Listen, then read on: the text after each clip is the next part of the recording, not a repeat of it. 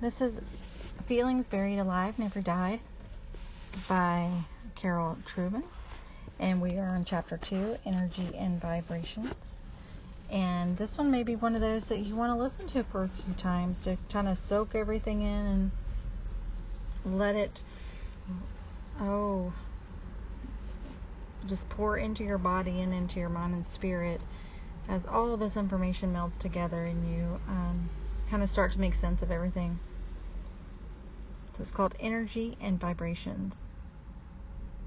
In this exciting, magnificent electromagnetic universe of ours, everything found in, on, under, and above the universe has an energy vibration.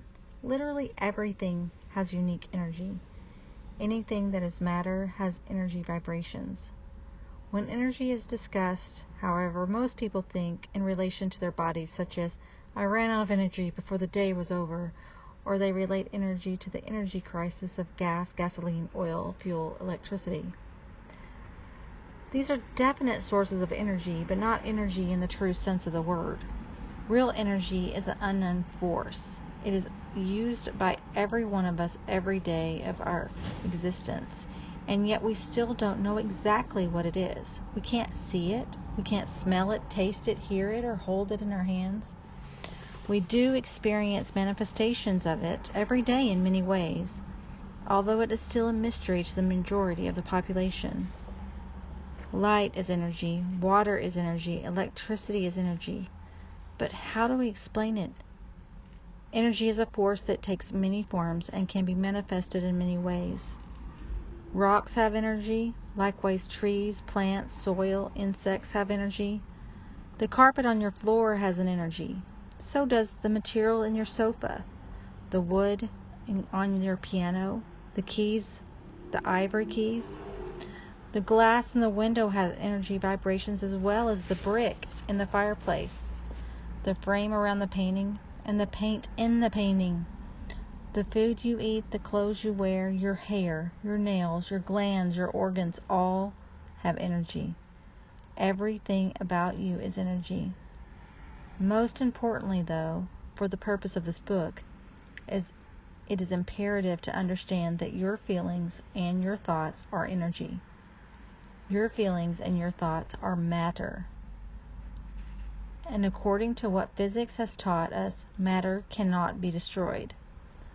The form of matter can be altered, but matter itself is indestructible. Scientist and author Edward W. Russell postulates that the actuality of thought fields in his book Vibrations. We are told that a thought is an independent force all by itself, and it can produce effects which form a field. So if thoughts are matter and have their own energy field, why can't they be destroyed? Because thoughts consist of atoms, and atoms are composed of tiny amounts of pure energy, waves of energy solidified or frozen into a non-movement recognized as matter. Matter is a form of energy that is very slow or stopped motion, or frequency. Therefore, thought as matter is impossible to destroy. Feelings as energy or matter are also impossible to destroy. Nevertheless, matter can be altered. Consequently, the energy of feelings and of thoughts can be changed. If the feeling or thought is negative matter or energy, it can be changed to positive matter or energy. What criteria determines whether a feeling or a thought is negative? When the energy of a particular feeling or thought obscures the truth of our being, obscures our perfect blueprint, negatively is created. According to Dr. Deepak Chopra, we all come here with the perfect blueprint, with a memory of perfection. Negative energy of any kind covers over this memory of perfection to some degree and slowly obscures the truth of our being. As the negativity mounts to our being, little by little our memory of perfection becomes shrouded and obscured. Consequently, our negativity creates a false self. If you wonder at the power of feelings and thoughts as an energy, the following information can assist you in comprehending its ever-present vibrational influence. Energy travels at a rate of 186,000 miles per second. This means thought can travel at 186 miles per second. Also, or even faster, energy moves in pulses like waves. Thus, it crests in a pulse of energy, and the thought is the pause. How close together the waves are is called frequency. How frequently the waves occur. This range of frequency is called the electromagnetic spectrum. What we see, feel, and experience materially is but a tiny part of this entire electromagnetic spectrum. Beyond this range lies the largest part of the spectrum, heretofore unmeasurable and undetectable. Here lies the frequency rates of gravity, magnesium, and thought itself. All elements of the earth have different energies. Some have energy vibrations whose frequencies are very close together, and some have energy vibrations whose frequencies are very broad and far apart. In any given matter, the closer together the vibrational frequencies, the higher the vibration, and the closer the matter is to the energy source. Or, putting it another way, the most positive the energy of any given matter, the closer the frequencies, and thus the closer that matter is to the source. Likewise, the more broad the frequencies of any given matter, the further that energy is from its source. In other words, the more negative the energy of any given matter, the wider the frequencies, and the further that matter energy is from its source. That's pretty awesome. Okay, so we're going on to the next part. In the book, they have like a little illustration there, and it's just showing that the negative energies take you further from the source.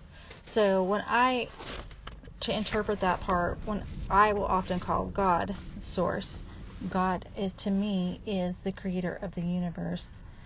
And so I don't usually use the term God because I want to be very specific in who I'm talking about, and so many other people pray to God, but it is not who I'm praying to. I am very specific that I am talking to the God of the universe, the one that is connected to Jesus and the Holy Spirit. So that is my source. So if I am walking in negativity or slower frequencies, I'm further from God than I need to be. That's Michelle's input before we read again on page 12. A very vivid and profound illustration of the power of feelings and thought frequencies was told by Dr. W. Jerome Stowell. Here is his story. I was almost a devout atheist. I did not believe that God was any more than a conglomeration of everyone's mind put together, and that good that was there, that was God as far as I was concerned. As for the real, all-powerful God existing and loving us all, the power over everything, I did not believe in that. Then one day I had an experience that really set me thinking. I was in a large pathological library where we were attempting to find the wavelength of the brain. We found a channel of wavelengths, and that channel had a Mach room unit of measure in it wherein the different wavelengths of each individual's brain are further separated and identifying more clearly than our fingerprints of each individual's hand. This is a point we should remember. God can actually keep a record of our thoughts and individuals, just as the FBI can keep a record of our fingerprints in Washington, D.C.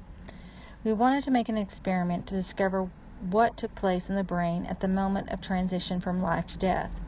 We chose first a lady whose family had sent her to a mental institution but had been discharged. The doctor could find nothing wrong with her other than the fact that she had cancer in her brain. This affected the balance of her body only. As far as her alertness of mind was concerned, in every other way she was exceptionally brilliant. We knew she was on the verge of death, and she was informed in the research hospital that she was going to die.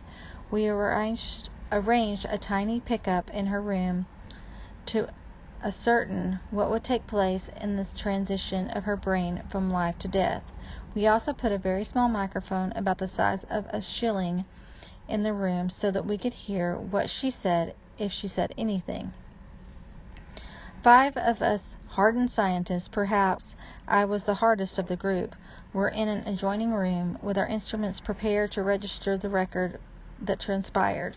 Our device and needle pointed to 0 in the center of the scale. To the right of the scale was calibrated to 500 points positive. To the left of the scale was calibrated to 500 points negative. We previously had recorded on this identical instrument the power used by the 50 kilowatt broadcasting station and sending a message around the world. The needle then registered 9 points of the positive side.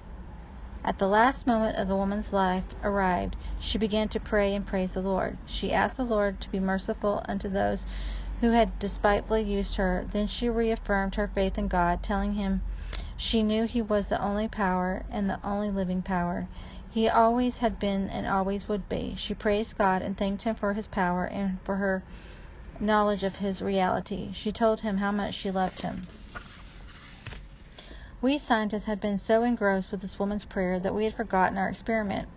We looked at each other and saw tears streaming down scientists' faces. Suddenly we heard a clicking sound on our forgotten instrument. We looked, and the needle was registering a positive 500, desperately trying to go higher, only to bounce against the 500 position post in its attempt. By actual instrumentation, we had recorded that the brain of the woman, alone and dying in communication with God, had registered more than 55 times the power used by the 50 kilowatt broadcasting station sending the message around the world.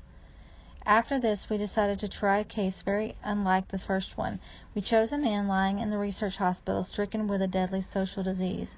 His brain had become atrophied to the very point of death. He was practically a maniac. After we had set up our instruments, we arranged for one of the nurses to antagonize the man. Through her wiles, she attracted his interest in her, and then suddenly told him she did not have anything to do with him anymore. He began to verbally abuse her, and the needle began to register on the negative scale. Then he cursed her and took the name of God in vain. The needle then clicked back the 4th against the 500 negative post. By actual instrumentation, we had registered what happened to the brain when the brain broke one of God's 10 commandments. Thou shalt not take the name of the Lord thy God in vain. We had established by instrumentation the positive power of God and the negative power of the adversary. We had found the beneficial truth of positive and non-beneficial things covered by the thou shalt nots of the 10 commandments are negative. If we scientists can record these things, I believe with all my heart that the Lord God can keep record of our thoughts. Do you think that the vibrational frequencies of the positive feelings, thoughts, and words of the sick woman in this story drew her closer to the source? Likewise, that the vibrational frequencies of the negative feelings, thoughts, and words of the sick may repel him from the divine source. What is meant by source? Source is what or who you consider to be your source, your divine source, whether that is God, universal intelligence, universal mind, Buddha, Muhammad, or whomever, or whatever you look to as your higher power of supreme being.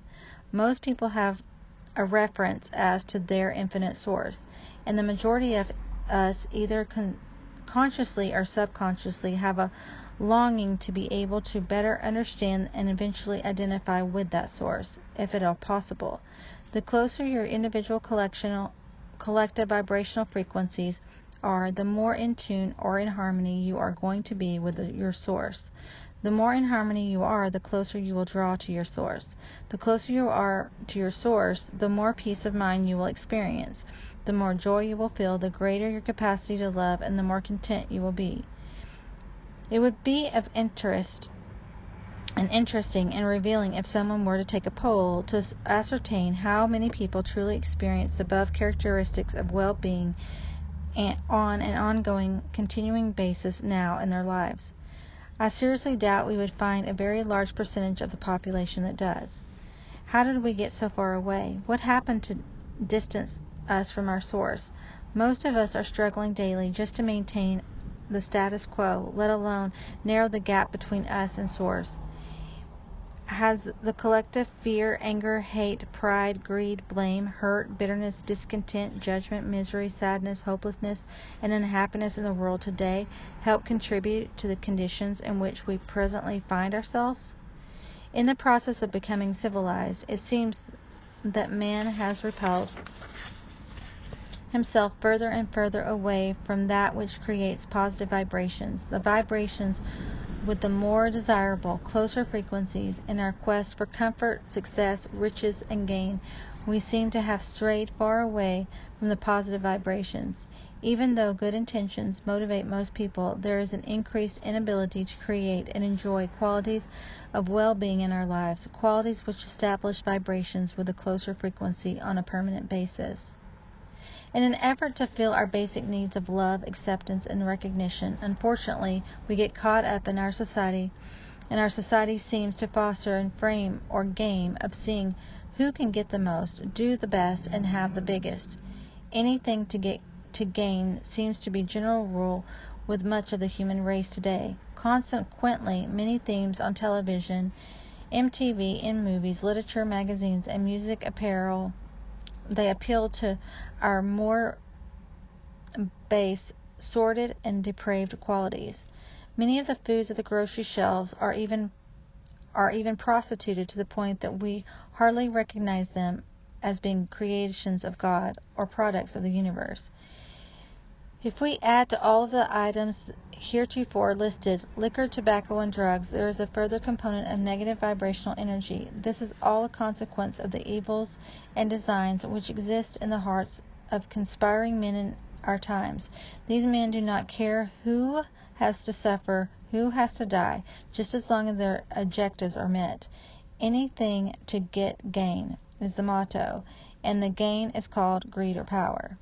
The theme continues: anything to excite or satisfy my senses, anything to satisfy my appetite, anything goes, regardless of what is. So, in accordance with the natural law, the disregard of others' welfare or anything to get gain syndrome is contributing to the negativity which permeates our society today, and it is taking its toll on the human family.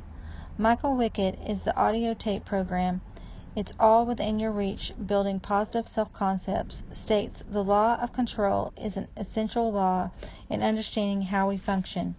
Many psychologists, if not most psychologists today, have come to the conclusion that the degree of control that we feel we have is a direct proportion to the amount of mental health that we have. The law of control simply says that we feel good about ourselves to the exact degree of which we feel we are in control of our own life, and that we feel bad about ourselves when we feel out of harmony with ourselves to the exact degree to which we feel we are controlled by our outer circumstances, by other people, by things beyond our control. Psychologists call this the difference between an internal locus of control, a feeling that we're behind the steering wheel of our own lives, and an external locus or place of control, a feeling that somebody else is controlling our lives and taking us where they want us to go. Control begins first of all with our thoughts, what we think, and that controls our feelings. What we feel, and that leads us to how we perform, or our actions. But all control begins with taking control of your thoughts we hold in our conscious mind. The vast majority of men and women live their lives by the law of accident. By failing to plan, they are planning to fail. They have no goals beyond the short term. They make no plans. They don't really feel that they are in control of their own destiny, and they just hope that somehow things will work out all right for them. One of the major reasons we have so much negativity and disharmony and unhappiness and misery and skepticism in our society is that most people feel like bump cars in a carnival. They go off in one direction or another depending upon the new incident that happens to them. And of course, people who live by the law of accident can have no sense of control or mental well-being. Opposed to the law of accident is what we call the law of cause and effect. The law of cause and effects is really a basic law It's a law of the universe. It is the reason that everything happens. And the law of cause and effect simply says this, that for every effect in our lives there is a specific cause. If we do not like the effects that we are enjoying or not enjoying in our life, it is up to us to identify the cause and change the cause. That irrespective of whether or not we know what the causes are, there is a reason for everything that happens. There is a fact. No such thing as an accident. Everything that happens in our life happens by the law and not by chance. It is our primary duty to understand that laws that control our destinies. By understanding the law, we can control the cause and change the effects to anything we want. You will recognize immediately that the law of cause and effect is completely consistent with the law of control, because if we can't identify the cause, we can control the effects and therefore control what happens to us in our lives. And people who live happy, fully functioning, harmonious lives are people who live by the law of control and understand the law of cause and effect in their lives.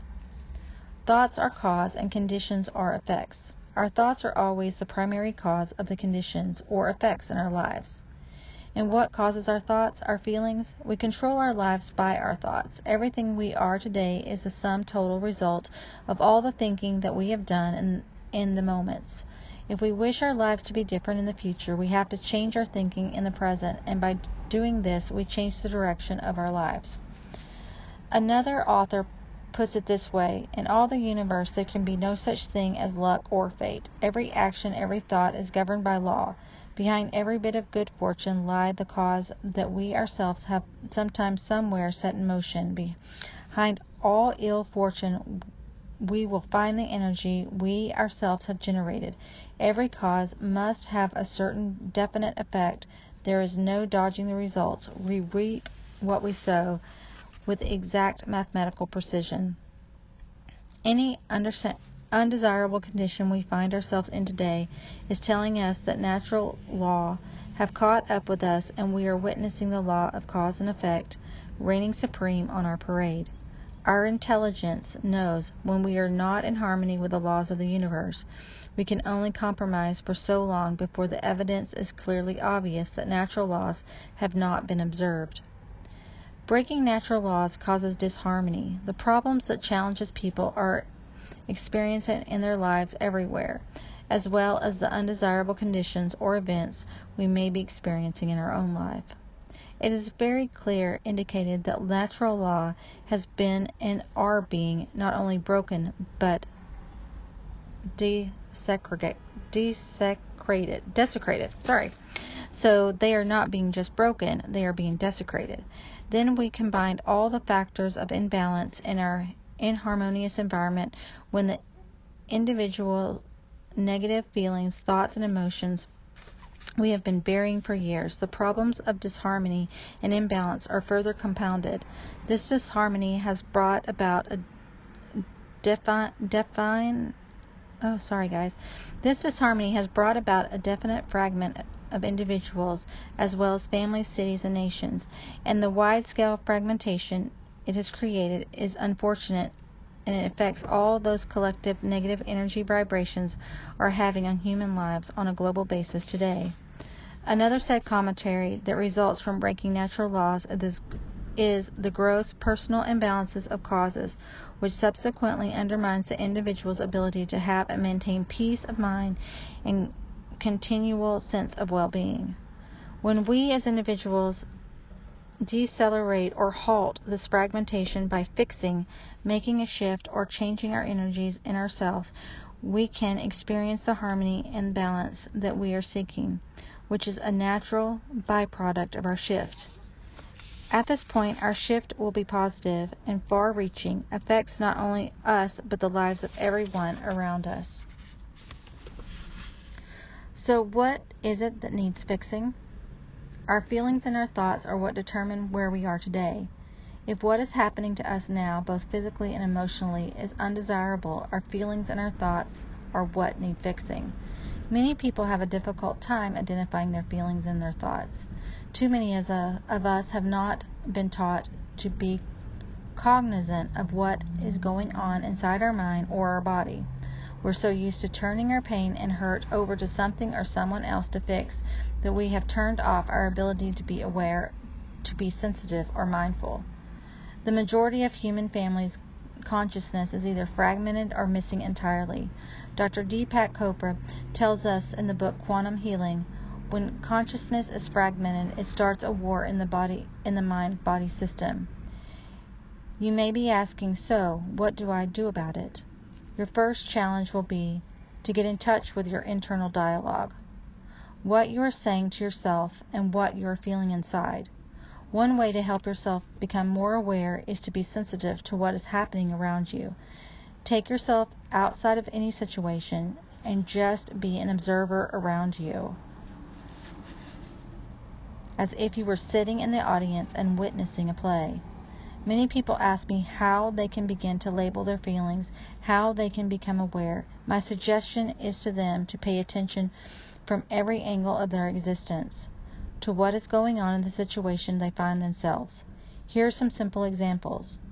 If you've ever walked into a room where two people have been engaged in a heated argument you didn't even hear, you can definitely feel those negative vibes. They're still alive, they're resonating, and they're bouncing around. The air, the vibes was so thick you could cut it with a knife. Notice the look at each person's face, the body language, your feelings, your thoughts, the awkward moment when everyone is at a loss for words, other people's reactions, what is said, what is on the surface, how deep is the conversation. If you've ever been in love or been around two people who are in love, you can definitely feel those kinds of vibrations too. There is a connective energy between these two people that is expressed through nonverbal body language, inspired and motivated by the feelings which emanate from their hearts. How do they look at each other? How are other people acting by being around them? What are you feeling just being in their presence? In other words, what are you seeing? What are you hearing? What are you sensing? What are you feeling? What are you thinking? Have you ever had someone say something to you that cut you to the quick?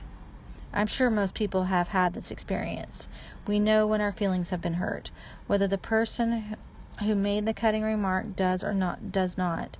Think about it. Our feelings have been hurt. What caused them to be hurt? Where do these feelings come from in the first place? And why would one person be hurt by another person? And why would one person be hurt and another person not in the same set of circumstances? What makes the difference? Where do these feelings begin?